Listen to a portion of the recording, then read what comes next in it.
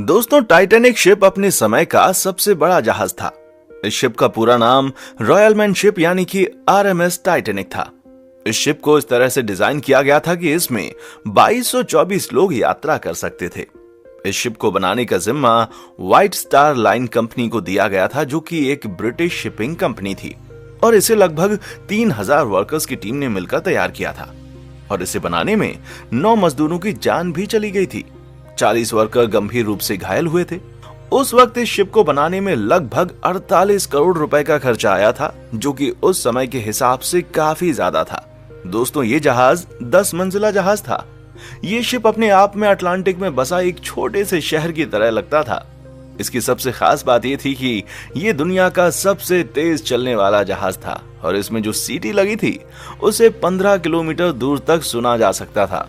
और इस शिप को बनाने वाली कंपनी का तो ये भी दावा था कि ये कभी ना डूबने वाला जहाज है, लेकिन किसको पता था कि टाइटैनिक जैसा विशाल जहाज कभी पानी में डूब सकता है।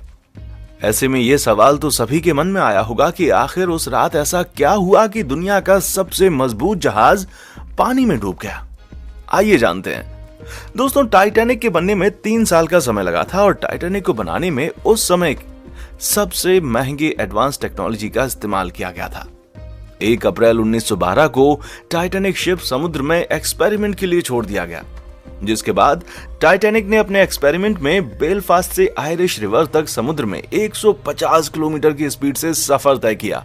और उस वक्त शिप में कंपनी के कई बड़े बड़े अधिकारी मौजूद थे।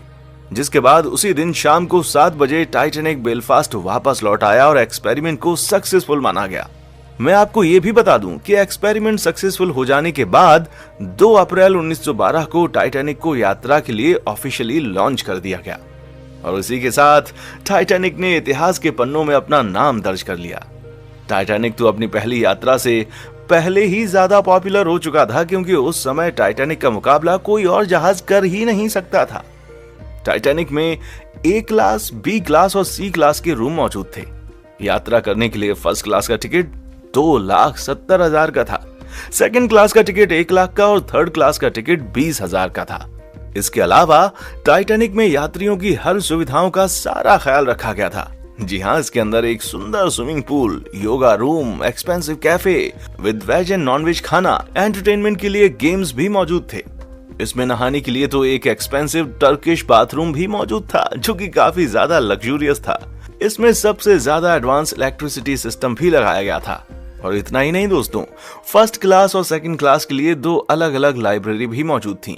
इसके अलावा टाइटैनिक में फर्स्ट क्लास और सेकंड क्लास के यात्रियों के लिए 4 लिफ्ट भी लगी हुई थी। दोस्तों, टाइटैनिक अपनी पहली यात्रा के लिए पूरी तरीके से तैयार था। इसकी पहली यात्रा इंग्लैंड के साउथहैम्पटन से लेकर अमेरिका की न्यूयॉर्क सिटी तक तय की जानी थी, और इसके कैप्टन एडवर्ड जॉन स्मिथ थे। वो दिन था 10 अप्रैल 1912 का, और समय था रात के 12 बजे का, जब टाइटैनिक अपने 2200 यात्रियों को लेकर रवाना हुआ। इस जहाज में कई अमीर लोग मौजूद थे, और उस समय का सबसे अमीर व्यक्ति जैकब एस्टर भी इस शिप में मौजूद था। दोस्तों, इस शिप में कई लोग तो ऐसे थे जो सिर्फ अपने शौक के लिए इस ट्रिप को कर रहे थे, पर शायद उनको ये नहीं मालूम था कि जिस जहाज में वो सवार हुए हैं वो कभी अपनी मंजिल तक पहुंच ही नहीं पाएगा। अब टाइटैनिक साउथहैम्पटन से काफी आगे निकल चुका था। समुद्र में चारों तरफ तेज हवाएं चल रही थी, जिसके कारण मौसम में हल्की सी ठंडक भी थी। इसी समय टाइटैनिक के फर्स्ट ऑफिसर ने टाइटैनिक की स्पीड को बढ़ाने का आदेश दे दिया, ताकि टाइटैनिक टाइम से पहले अमेरिका पहुंचकर यात्रियों और मीडिया को हैरान कर दे। टाइटैनिक शाम की रोशनी में आगे बढ़ रहा था। इस जहाज को सफर में निकले हुए लगभग 3 दिन हो चुके थे, और टाइटैनिक में अभी तक एक दुर्घटना भी घट चुकी थी। जी हाँ, दरअसल टाइटैनिक के निचले हिस्से के भाग में पिछले 3 दिनों से आग लगी हुई थी, जो कि टाइटैनिक में मौजूद सभी यात्रियों के लिए खतरा बन सकती थी। मैं आपको बता दूं कि टाइटैनिक में ये आग तो जहाज के रवाना होते ही लग चुकी थी, और इस बात का पता सभी अधिकारियों को चल चुका था। मगर इसके बावजूद उन लोगों ने यात्रियों को इसकी भनक तक नहीं लगने दी, क्योंकि अगर किसी को मालूम पड़ जाता तो ये यात्रा रद्द करनी पड़ सकती थी। और वहीं टाइटैनिक के सारे टिकट्स पहले बिक चुके थे, तो ऐसे में कंपनी भारी नुकसान उठाती। इसी वजह के चलते टाइटैनिक के सभी बड़े अधिकारियों ने इस बड़े खतरे को नजरअंदाज कर दिया। अब बात करते हैं यात्रा के 5वें दिन की। टाइटैनिक अटलांटिक महासागर में तेजी से बढ़ रहा था और दिन था रविवार का 14 अप्रैल की रात का। समुद्र में काफी शांति थी और आसमान में चांद भी मौजूद नहीं था।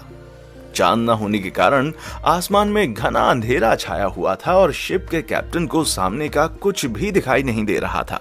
वैसे मैं आपको यह भी बता दूं कि टाइटैनिक के आइसबर्ग से टकराने से पहले शिप के कैप्टन को कुल 6 चेतावनी पहले ही आ चुकी थी कि रास्ते में कई बड़े बर्फ के टुकड़े मौजूद हैं जिससे शिप कभी भी टकरा सकता है। मगर कैप्टन को यह मालूम नहीं था कि टाइटैनिक किसी आइसबर्ग से टकरा जाएगा। जी हाँ, उस रात ऐसा ही हुआ कि कैप्टन को घना अंधेरा होने की वजह से सामने का आइसबर्ग दिखाई ही नहीं दिया और कुछ ही देर के बाद रात को तकरीबन 11:40 पर जहाज के छठे ऑफिसर जेम्स मूड के टेलीफोन की घंटी बजी, जिस पर ऑफिसर को यह बताया गया कि रास्ते में एक बड़ा सा आइसबर्ग भी है जिससे उनको बच के रहना है। इसके बाद ऑफिसर ने तुरंत इस बात की जानकारी कैप्टन तक पहुंचाई, मगर वो लेट हो चुका था क्योंकि टाइटैनिक को आइसबर्ग से टकराने में मात्र 35 सेकंड ही बचे थे। आपको बता दें कि जानकारी मिलते ही टाइटैनिक की पूरी टीम एक्शन में आ गई थी और उसके बाद सीनियर ऑफिसर ने जहाज को बाईं तरफ मोड़ने और इंजन को बंद करने का आदेश दे दिया। साथ ही जहाज के ऑपरेटर को जहाज को पीछे लेने का भी ऑर्डर दिया था, मगर जहाज की रफ्तार इतनी तेज थी कि उसे पीछे की तरफ लेना और उसको मोड़ना नामुमकिन था। और फिर कुछ ही सेकंड्स में टाइटैनिक आइसबर्ग से टकरा गया।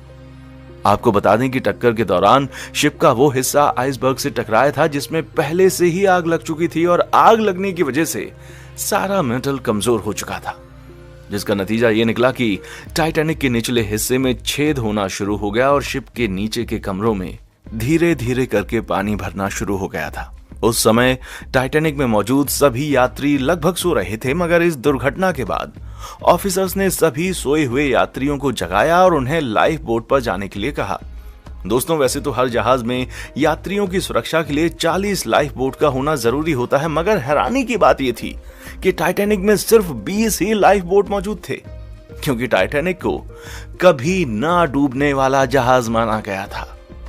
दोस्तों, ऐसी अनकंट्रोल सिचुएशन को देखते हुए टाइटैनिक कई सारे रॉकेट्स को आसमान में छोड़ रहा था ताकि इस मैसेज को देखकर कोई दूसरा जहाज हेल्प के लिए आ जाए, लेकिन कोई भी दूसरा जहाज हेल्प के लिए वहां तक नहीं पहुंच पाया और देखते ही देखते टाइटैनिक शिप अटलांटिक ओशन में डूब गया, जिसमें 1500 लोगों ने अपनी जान गंवा दी थी। तो दोस्तों, आपको हमारा ये वीडियो कैसा लगा हमें नीचे कमेंट बॉक्स में आकर जरूर बताएं। इसी तरह हमारे साथ वीडियो को लाइक और शेयर भी करते रहिए। इस YouTube चैनल को सब्सक्राइब करना बिल्कुल ना भूलें। और हाँ, देखने के लिए शुक्रिया।